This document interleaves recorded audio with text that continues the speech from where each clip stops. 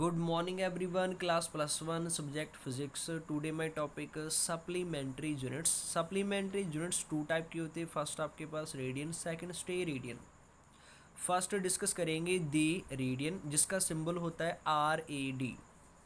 It is the unit of plane angle. जो आपके पास रेडियन है ये यूनिट होता है प्लेन एंगल का. तो next definition, one radian is the angle subtended at the centre of a circle. भी सर्कल के सेंटर के ऊपर एंगल सबटेंडेड होगा बाय किसके द्वारा, एन आर्क, एक आर्क के द्वारा. तो इसको अंडरस्टैंड करेंगे भी. कंसीडर कर लेते हैं जहाँ पर एक सर्कल है और जिसका सेंटर आपके पास क्या आएगा, ओ है. तो जहाँ पर इसके राइट हैंड साइड या लेफ्ट हैंड साइड भी उस सर्कल के ऊपर ही एक आर्क को चूज़ करेंगे. मान लो जे वाली आपके पास आर्क है जिसकी लेंथ आपके पास गिवन है DS.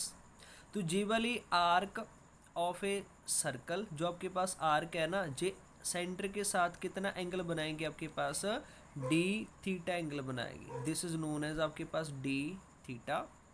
और जहाँ से लेके जहाँ तक डिस्टेंस होगा आपके पास रेडियस, और जहाँ से लेके जहाँ तक जी भी डिस्टेंस होगा आपके पास रेडियस. तो क्या बन गया अभी, इफ़ एन आर्क जिसकी लेंथ आपके पास DS है वो सबटेंड्स करेगी angle D theta eight the centre of a circle जिसका रेडियस गिवन है आपके पास R. तो देन आपके पास फॉर्मूला के अकॉर्डिंग क्या आएगा भी, जो आपके पास plane angle, this is D theta is known as plane angle. तो प्लेन एंगल का क्या फॉर्मूला है भी, एंगल इज इक्वल टू, चलो जहाँ पर डेफिनेशन लिखेंगे भी, angle is equal to arc divide radius.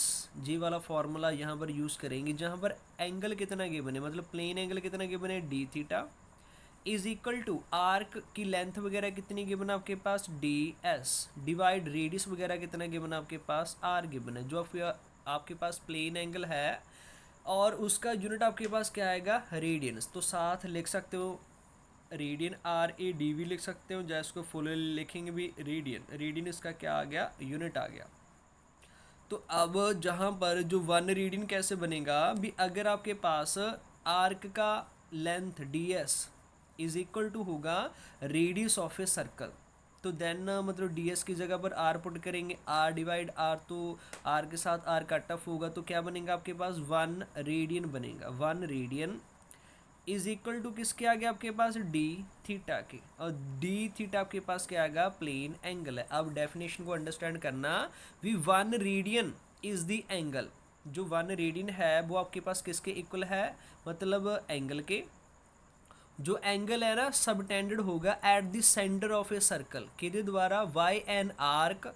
Arc equal in length, जो आर्क आपके पास बन रहा है ना भी, आर्क ऑफ ए सर्कल, और उसकी जो लेंथ है ना वो किसके इक्वल होएगी भी, आपके पास equal in length to the radius of a circle. जो आपके पास भी अगर उस आर्क की जो लेंथ है, मतलब DS, मतलब जे वाला जो आर्क है उसकी लेंथ इक्वल टू होएगी रेडियस ऑफ ए सर्कल, तो देन जाकर आपके पास वन रेडियन इक्वल टू होगा आपके पास एंगल के.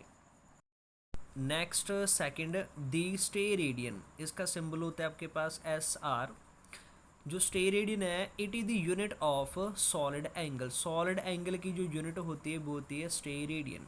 Next definition, one stay radian is the solid angle. जो वन स्टे रेडियन होगा वो सॉलिड एंगल के इक्वल होगा.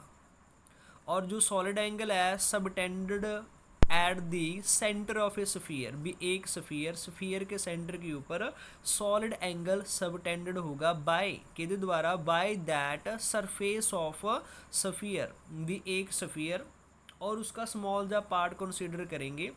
वो जो सरफेस होगी है ना स्फीयर की, वो स्फीयर के सेंटर के साथ एंगल सबटेंड करेगी और उस एंगल को बोलेंगे सॉलिड एंगल. तो नेक्स्ट आपके पास वन स्टे रेडियन कब बनेगा भी, विच इज इक्वल इन एरिया. भी जो आप सरफेस ऑफ स्फीयर कंसीडर करेंगे उसका एरिया इक्वल टू होगा square of radius of the sphere के. तो देन इसको डायग्राम के अकॉर्डिंग अंडरस्टैंड करेंगे भी. कंसीडर कर लेते हैं स्फीयर आपके पास 3D शेप में होता है. तो जहाँ पर एक वॉल वगैरह कंसीडर करेंगे दिस इज, तो जहाँ पर एक कंसीडर कर लेते हैं भी एक स्फीयर जिसका सेंटर आपके पास है O.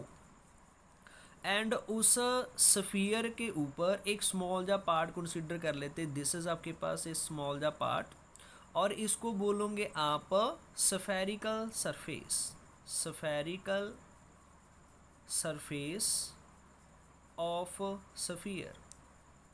तो इस स्फेरिकल सरफेस का जो आपके पास एरिया वगैरह गिवन है वो है आपके पास डी ए, ठीक है ना। जो ये स्फेरिकल सरफेस है, ये स्फीयर की पार्ट है, और जो स्फेरिकल सरफेस मतलब सेंटर ऑफ स्फीयर के साथ एंगल बनाएगी, और उस एंगल को बोलेंगे आप सॉलिड एंगल। तो इसको डिनोट करेंगे आप डी अमीगा के साथ। तो जी वाला आपके पास क्या बन जाएगा, जहाँ से लेके जहाँ तक दिस इज आपके पास रेडियस। तो नेक्स्ट इसका फॉर्मूला क्या आएगा भी, आपके पास solid angle is equal to spherical surface का एरिया डी ए डिवाइड आपके पास radius square of radius of sphere.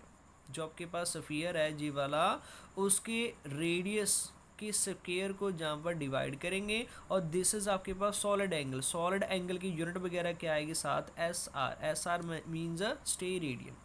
तो नेक्स्ट जहाँ पर है वन स्टे रेडियन कैसे आएगा भी, जब आपके पास स्फेरिकल सरफेस का जो एरिया है ना डी ए, वो इक्वल टू होगा square of radius of sphere के।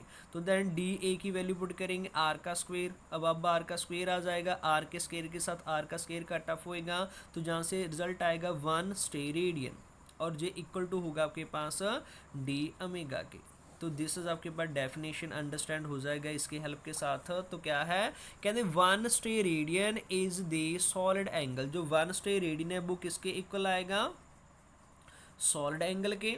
और जो सॉलिड एंगल है सबटेंडेड किया जाएगा at the centre of a sphere, by that surface of sphere भी स्फीयर के ऊपर एक स्फेरिकल सरफेस कंसीडर करेंगे, उसके द्वारा स्फीयर के सेंटर के ऊपर एंगल सबटेंडेड होगा, उस एंगल को बोलेंगे आप सॉलिड एंगल। और जो सॉलिड एंगल है वो इक्वल टू होगा वन स्टे रेडियन के। कब इक्वल होगा भी, जो आपके पास स्फेरिकल सरफेस आपने चूज किया, कहते which is equal in area to the square of radius of the sphere भी, जब आपके पास स्फेरिकल सरफेस का जो एरिया है वो इक्वल होगा radius square of radius of sphere के इक्वल।